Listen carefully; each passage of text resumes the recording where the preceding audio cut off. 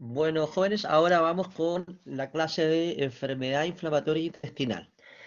La verdad es que me interesa que se aprendan bien los síntomas, signos, para que en determinado momento puedan identificar y derivar, ¿ya? Esta es una clase que requiere de un estudio, aprenderse casi de memoria las características de cada una de las dos.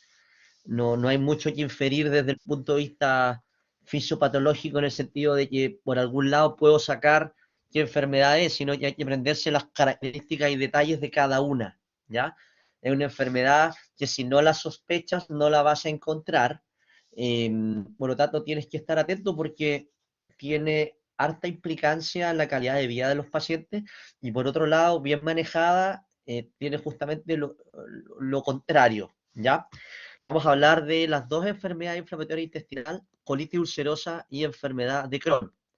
Les sugiero que en un cuaderno hagan un versus comparativo entre una y otra en distintos aspectos, porque así el estudio se les va a hacer mucho más fácil. Um, Partamos. Grupo heterogéneo de enfermedades, en donde el sustrato es inflamación y destrucción de la pared intestinal, ¿ya? La etiología, sepan ustedes, es desconocida, se ha inferido respecto a los fenómenos fisiopatológicos, pero la causa de esto, la verdad, hasta el día de hoy es desconocida. Se ve más en países desarrollados, tiene una incidencia bastante parecida, pero tiende a ser un poquitito más prevalente la enfermedad de Crohn. Se ha visto más en América y en Europa que en Asia. América Central y Sudamérica lamentablemente tienen menos estudios epidemiológicos al respecto. Y la edad media, sepan ustedes que es entre los 15 y los 40 años, ¿ya? Ahí está la media, pacientes jóvenes, eh, con un pic que se puede ver en segundo término entre los 50 y los 80 años, pero es edad media 14, 15 a 40 años, para que se queden con el concepto de que por lo general son pacientes bastante jóvenes que debutan con la enfermedad, y en igual proporción hombres-mujeres. Dentro de la etiopatogenia y fisiopatología, lo que se ha visto es multifactorial, como todas las condiciones desconocidas, ¿verdad? Pero sí se han identificado factores inmunológicos, ¿ya?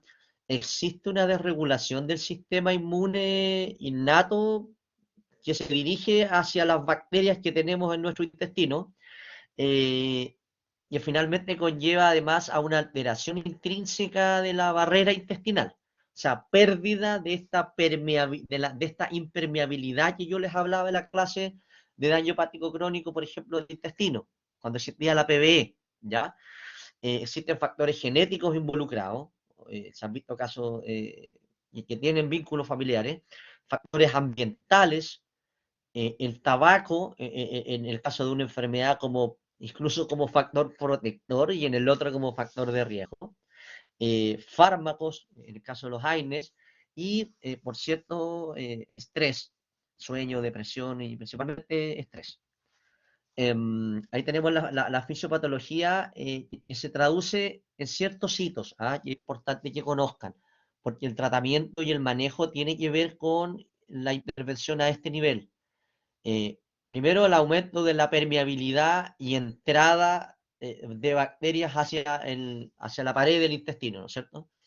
Eh, con la consiguiente producción de factor de necrosis tumoral alfa, aumento de una cascada inflamatoria de interleuquinas, expansión de la lámina propia con aumento en esa zona de la llegada de linfocitos CD4, aumento y reclutamiento de leucocitos, por ende de propiciar un ambiente inflamatorio local bastante importante.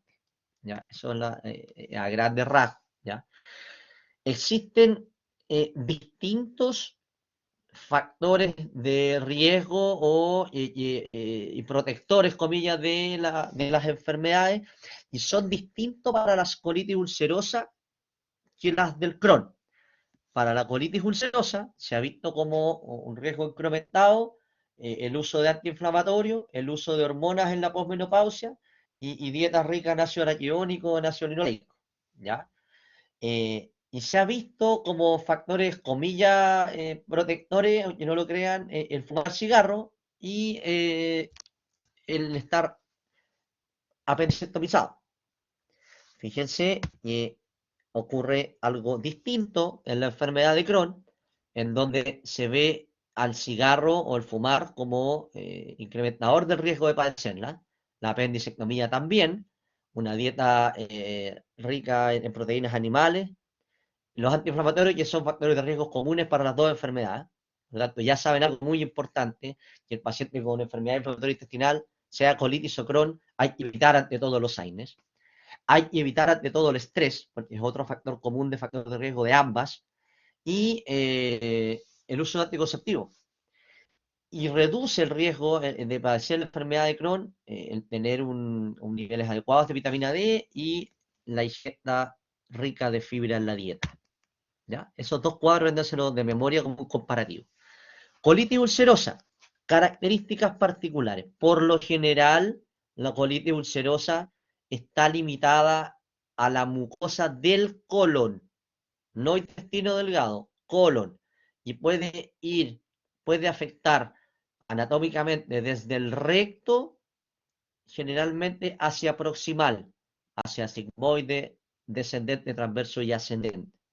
Generalmente tiene un inicio gradual en su sintomatología, no es tan súbita, es lenta, larvada, ¿ya? Puede tener síntomas gastrointestinales, se puede presentar como una diarrea crónica. Rectorragia presenta el 90% de los pacientes con colitis ulcerosa, porque el 90% de los colíticos ulcerosos tiene compromiso del recto. Por eso es importante ante una rectorragia recurrente en donde no se ha objetivado causa, eh, pensar en una colitis ulcerosa y con la correspondiente rectosigmoidoscopía, por ejemplo, y tomar biopsia.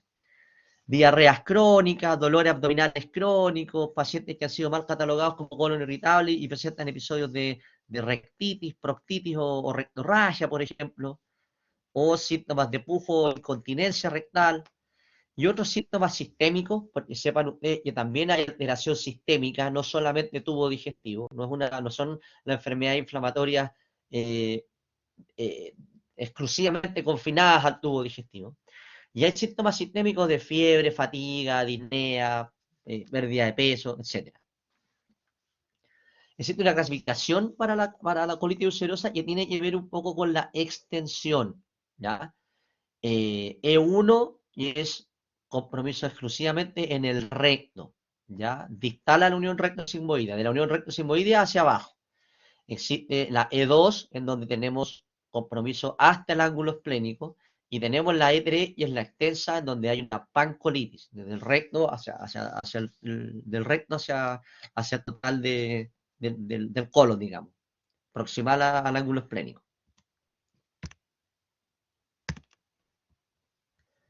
Existe además una clasificación que tiene que ver con la severidad de la colitis. La primera era respecto a la anatomía y aquí a cuánto colon afectaba.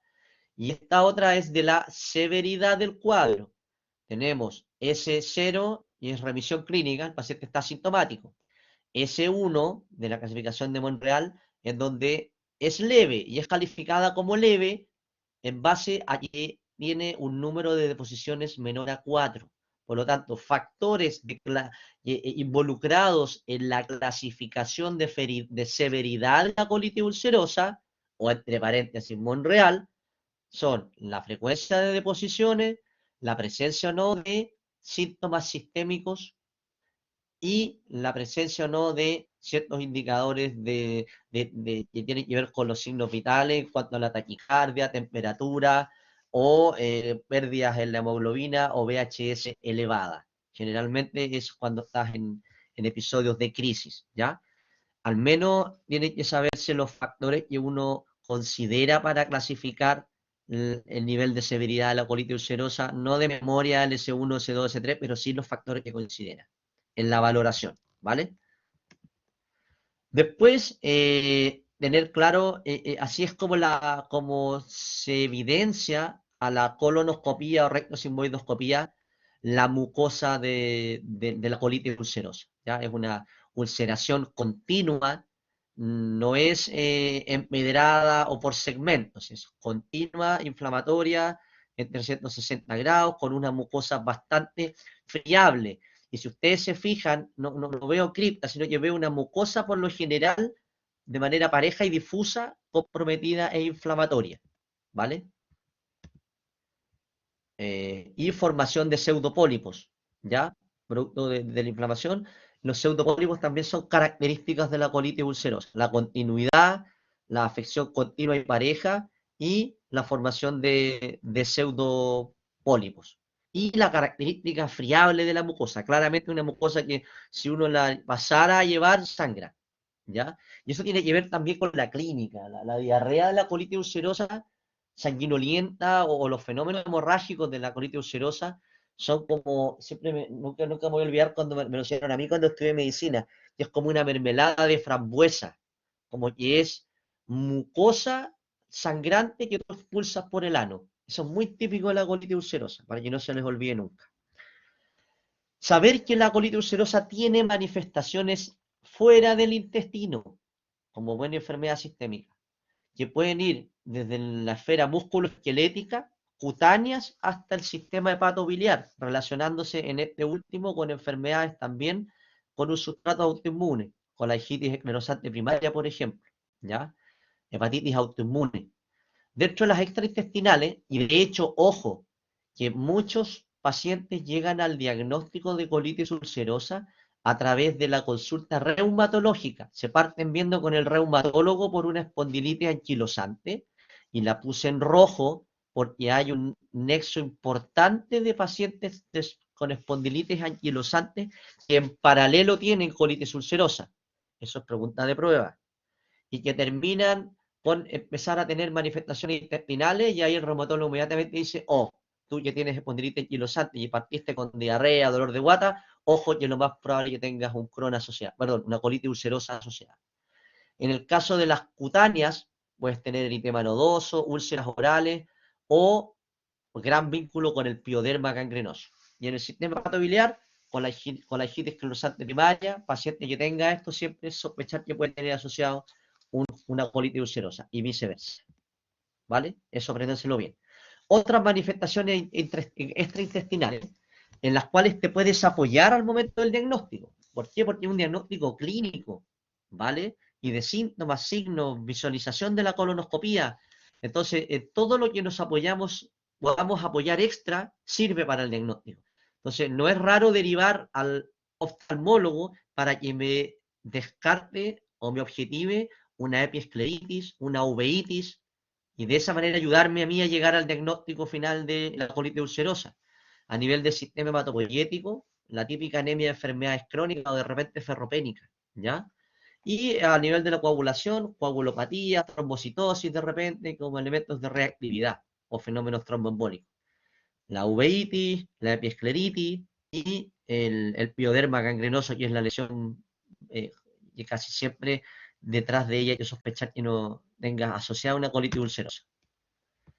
Estudio, ¿cómo llegas al diagnóstico? ¿Cuándo empezáis a sospecharlo? En un paciente que viene por estudio de anemia, con una VHS mayor a 30, y además tiene un poco de hipoalbuminemia como algo mal absortivo, y que tiene, por ejemplo, un examen que es bastante útil y muy utilizado en la medicina privada, porque es un poco caro, que es la calprotectina fecal. La calprotectina fecal es una sustancia que tú puedes medir en las heces y que te indica que hay inflamación de la mucosa digestiva. ¿Ya? Es bien sensible, pero es un examen limitado por lo caro, pero es de amplio uso en la gastroenterología privada de paciente que llega con historia de dolor abdominal crónico o sospecha de una enfermedad inflamatoria intestinal o intolerancias digestivas o anemias en estudio o uno que parece que son celíacos pero le salieron los anticuerpos antiendomisio, transglutaminasa negativo y no es tan celíaco, calprotectina fecal, muy buena herramienta. Dentro del estudio, los colitis ulcerosas también muestran ANCA-P positivos en un 65%, por lo tanto el estudio autoinmune es válido, porque en caso de salir positivo te ayuda bastante. En caso de salir negativo, la verdad que no te lo descarta, pero ayuda a la eventualidad de la positividad, ¿ya? La radiología, no, el escáner te puede mostrar una pancolitis y ayudarte después a decirte, anda con el colonoscopio a buscarlo. Por lo tanto, un estudio de imagen convencional con un escáner de abdomen podría ser útil, pero no te descarta, un escáner normal lo puedes tener en una colitis ulcerosa, porque la afección es más bien de la mucosa, y en estados incipientes solamente lo vas a ver por vía endoluminal, vía colonoscópica, pero no por imágenes tipo TAC, por ejemplo. En estados más avanzados sí puedes verlo. ¿Hay un gol estándar para el diagnóstico? No hay un gol estándar. Hay que ir juntando elementos de la historia, del laboratorio, de la historia, la diarrea, el sangrado, diarrea crónica, y ya buscaste todas las causas, baja de peso, una anemia, una VHS elevada, con dolor de guata. La colonoscopía, chuta, colitis inespecífica, pero más que la biopsia, y te va a salir, no sé, pues haces una colonoscopía, ves la mucosa un poco inflamada, tomas biopsia y después el patólogo te dice colitis inespecífica, te deja igual. Entonces, de repente es mucho más importante la visualización y la macroscopía, lo que vio el gastroenterólogo. Y si aparecieron lesiones patognomónicas, estas imágenes que les mostré de pseudopólipos, de un compromiso difuso, parejo y bien eritematoso, ¿ya? La extensión, la severidad y a dónde se limita ayuda bastante en cuanto a la colitis ulcerosa, desde el recto hacia arriba. Y la biopsia, tienes que tener más de 2 hallazgos para sugerir de manera importante, como sugerencia, obvio, el diagnóstico. La presencia de criptas, anomalías en las células epiteliales o la presencia de inflamación. Tienes que tener 2 o más de estos 3 para ser sugerente de colitis ulcerosa. ¿Vale? Ahí están los hallazgos a nivel de la inflamación, los hallazgos a nivel de las criptas, abscesos, ramificaciones, acortamiento, desorden de las criptas y de las vellosidades de la mucosa. ¿Vale? Diagnóstico diferencial siempre va a estar con el Crohn, siempre con una colitis indeterminada, que todavía no tiene la clínica, la biopsia no fue tan concluyente, y ahí queda como colitis inespecífica. Con la colitis isquémica, con la colitis infecciosa, y con otras que son más raras, como el síndrome de úlcera rectal solitaria, o una enfermedad de Weber injerto, etcétera, o colitis medicamentosa. Y que en un principio puedes catalogar, muchas veces quedas con el diagnóstico de colitis inespecífica y después con los años se empieza a mostrar la careta tal cual es de una colitis ulcerosa, ¿vale? Pero lo importante es que no existe un gol estándar. Complicaciones de la colitis ulcerosa, a estudiar de memoria. Hemorragia, es bastante común, los sangrados digestivos bajos en este caso, con anemia ferropénica involucrada, hasta un 10% de los pacientes la presentan. Y es una de las maneras que tú puedes llegar al diagnóstico, con motivo de consulta, de una hemorragia digestiva baja, en un paciente joven, por ejemplo, con manifestaciones extraintestinales. Se puede presentar como una complicación, una colitis fulminante, con un episodio de colitis extensa, dolor abdominal intenso, con un escáner con una pancolitis, con fiebre, con dolor de guata, con una inflamación severa, o incluso con un hilio paralítico o una perforación, ¿ya? Se puede presentar también como complicación un megacolon tóxico, donde se empieza a distender el colon, y un colon distendido es un colon que pierde la impermeabilidad y empieza a permear bacterias hacia la cavidad aséptica que es el peritoneo, ¿no es cierto? Fiebre, dolor abdominal y hasta incluso llegar a perforarse. También se puede presentar como estenosis, en donde la inflamación toma un curso como concéntrico y tapa el lumen, pero la verdad es que es bastante rara porque la inflamación tiende a ser más bien excéntrica, hacia afectar la pared del colon y no de inflamar hacia adentro. No sé si me entienden. Y también otra complicación es la asociación con cáncer, ¿ya? Y es más frecuente observar en los pacientes que tienen mayor compromiso en cuanto a envergadura del colon. Cuando veas una colitis ulcerosa que se está manifestando con pancolitis, ese tiene más riesgo de desarrollar al mediano plazo un cáncer. Por lo tanto, siempre se encienden las alarmas de eventual asociación con cáncer a largo plazo en los pacientes con enfermedad inflamatoria intestinal y con colitis ulcerosa sobre todo. ¿Ya? Factor pronóstico, que es lo que le interesa a todo paciente y a todo médico cuando diagnosticas una enfermedad inflamatoria intestinal. ¿Para dónde va a ir? ¿Qué premio se va a sacar el premiado en base a que no va a ser tan severa su historia? ¿O se va a sacar el premiado en que vamos a vivir con crisis? Es importante saberse los factores pronósticos. ¿Qué edad tenías al diagnóstico? Mientras se te presente a menor edad, mayor riesgo de recurrencias vas a tener. Por lo tanto, mientras más viejito se te presente el diagnóstico o la clínica, menos recurrencias vas a tener. Un debut temprano a los 18 o 20 años de una enfermedad inflamatoria intestinal, la verdad que por lo general es un factor en contra y que te habla de mayor riesgo de recurrencia, ¿vale? Eh, una época respecto a diagnóstico tardío, y este es más de 2 años sin diagnóstico claro y sin tratamiento, dando vuelta con la enfermedad activa, es factor de riesgo. Factores pronósticos, la curación de la mucosa, ¿ya? ¿Cuánto lograste con el tratamiento? Después del tratamiento se va sanando la mucosa, se va desinflamando, eso conlleva una mayor desinflamación, a menor riesgo de terminar en una colectomía, que es uno de los tratamientos de repente cuando se hace refractaria la enfermedad. Y otro factor pronóstico es la extensión de la colitis. Si es pancolitis, si es solamente el recto o si solamente es la sigmoide, ¿ya?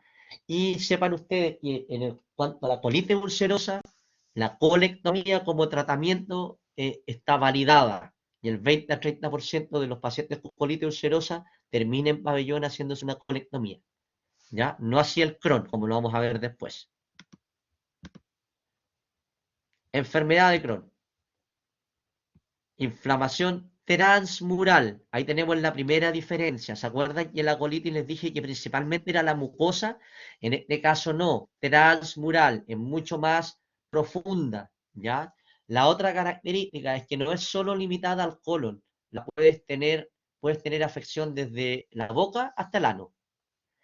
La otra diferencia, no es continua la afectación, sino que es moteada, es como en parches. Puede tener el recto, después el sigmoide sano, el transverso sano y el colon ascendente comprometido. Otra lesión en el intestino delgado y la otra en el recto. Es como moteado y parcheado, ¿ya? Generalmente los sitios más afectados es el ilion distal versus el recto de la colitis ulcerosa, ¿ya? Es el intestino delgado. Al Crohn le gusta mucho el intestino delgado y dentro del intestino delgado el ilion distal, ¿ya? Las manifestaciones clínicas son mucho más variadas que las que tiene la colitis ulcerosa.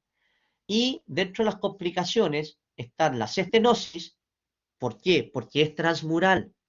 La estenosis era una complicación de la colitis ulcerosa, pero les dije que era muy poco porque el compromiso es más excéntrico. Este no, como es transmural, tiende a tener mayor compromiso en base a complicaciones de estenosis. Formación de fístulas. ¿Por qué? Porque es transmural. O incluso abscesos por este mismo compromiso transmural. Ahí está la clave. Transmural versus mucosa de la colitis ulcerosa. La histopatología, inflamación inflamatoria crónica, igual que en la otra, pero mira, lámina propia, ¿vale? Lámina propia, llega hasta la lámina propia. Hay edema de la submucosa y de la serosa, no así en la colitis ulcerosa, que es más superficial. 50% llega incluso a tener, como vemos acá, granulomas, ¿ya? Sin necrosis, eso sí, en la submucosa, en la subserosa y además, dando también el porqué, este carácter de transmularidad de ganglios linfáticos mesentéricos, cercanos a la zona del colon afectada, ¿ya? Asociada con BSET, con TBC, con linfoma, con presencia de Yersinia, pero son factores como asociados dentro de la fisiopatología. Manifestaciones clínicas, dolor crónico de guata, tipo cólico, diarrea crónica, muy parecida a la colitis ulcerosa, pero sin esa rectorragia o hemorragia digestiva baja, tipo mermelada de frambuesa.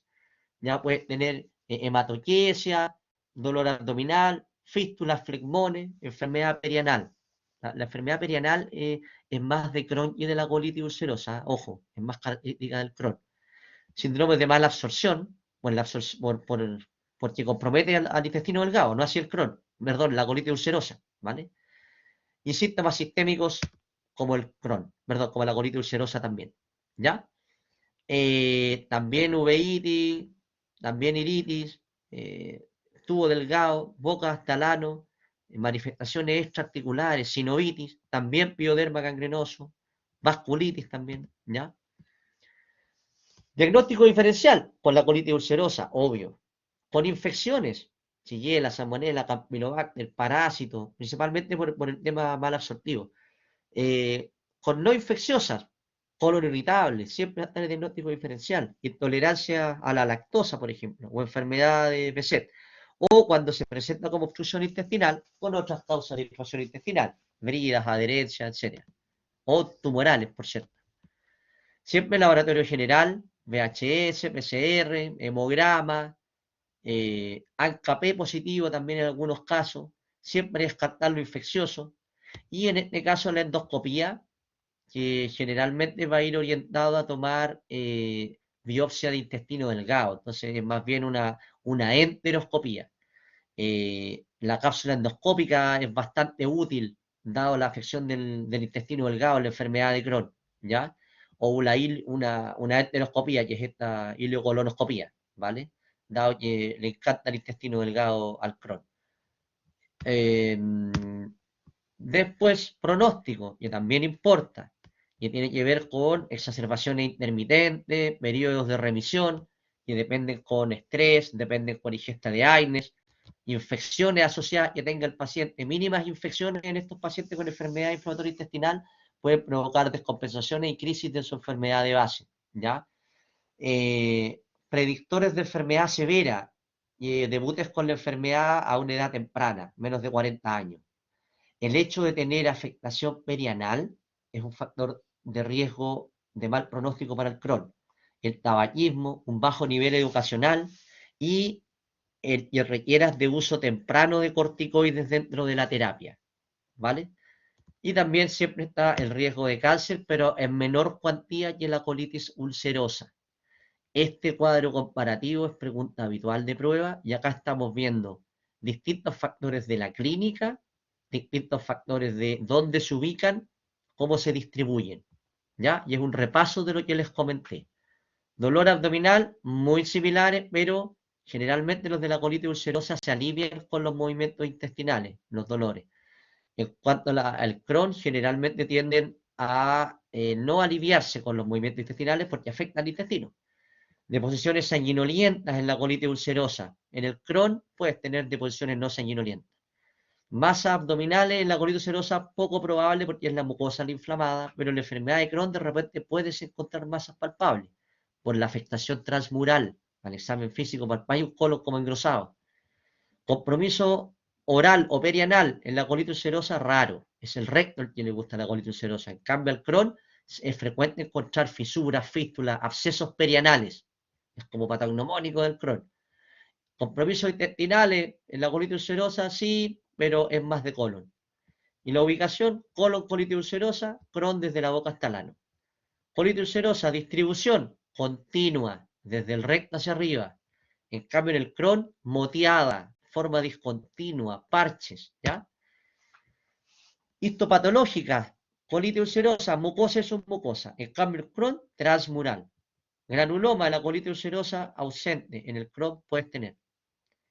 En la serología, ANCA, en la colitis ulcerosa, y en el Crohn puedes o no puedes tenerla.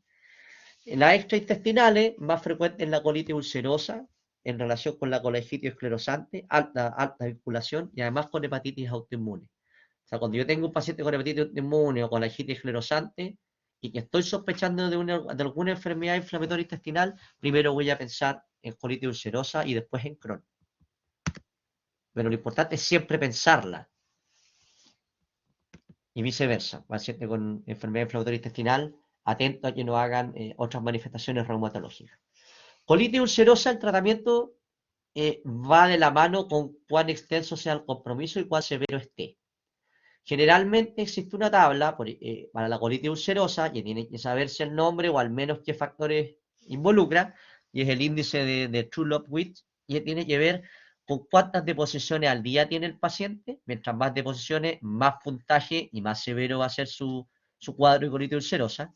La presencia o no de sangre en sus deposiciones y en qué cuantía, la presencia o no de fiebre, presencia o no de taquicardia, cuánta caída de la hemoglobina, cuánto nivel de leucocitosis, cuánta VHS elevada tiene, cuánta hipoalbuminemia tiene y cuánta alteración del potasio tiene, ¿ya? Ese índice te da la posibilidad de clasificar a tu paciente en las crisis o intercrisis en colitis ulcerosa leve, moderada o grave, ¿ya? La mejoría endoscópica después del tratamiento es tardía, no es tan rápida, tarda mucho en verse a la colonoscopía la mucosa sanándose, y la idea es una terapia a mantención en la fase de remisión para evitar las nuevas crisis, no retirarse, digamos, ¿ya? Tratamiento, cuando es leve a moderada, la alternativa es la mesalazina, ¿vale? La mesalazina, que cuando hay compromiso rectal, la puedes usar en supositorios de mesalazina, sino en comprimido. Cuando hay rectosigmoiditis, puedes usar espumas o enemas. Espumas son enemas o soluciones o sprays locales. ¿Por qué lo local? Porque acuérdense que la colitis inflama la mucosa, la colitis ulcerosa, por lo tanto, tiene efectividad el tratamiento local, ¿ya? Ahora, generalmente la vía del tratamiento local con enemas, supositorios o espumas se te abre cuando hay compromiso del recto. Cuando el compromiso es del colon ascendente, por ejemplo, no sacas nada con usar los comillas tópicos, sino que el tratamiento es con mesalazina oral o con corticoides orales sistémicos, ¿ya? También puedes usar corticoides tópicos, ¿ah? Pero en este caso generalmente es cuando es moderada a grave. Cuando el paciente tiene una colitis ulcerosa moderada a grave, está con crisis, corticoide, lo basal que uno le da, asociado a aciatoprina, ¿vale? A razón de los corticoides de 1 miligramo por kilo aproximadamente, y ahí das el paso a aciatoprina. Dejas la mesalazina atrás y subes a aciatoprina. Esto tienen que sabérselo, ¿ya? Mesalazina, tratamiento basal, tratamiento tópico basal, pan leve. Crisis moderada o grave, corticoides, que pueden ser orales o sistémicos si se hospitalizó. Y ahí avanzas a la aciatioprina, ya como inmunosupresor. Los que son refractarios a la aciatropina o ya vienen con tratamiento esteroidal de base, tienes la alternativa, y de hecho está descrito en la guía Auge, de ya tratamientos más avanzados, inmunosupresores como el infliximab, y es ampliamente utilizado también en pacientes refractarios o en crisis.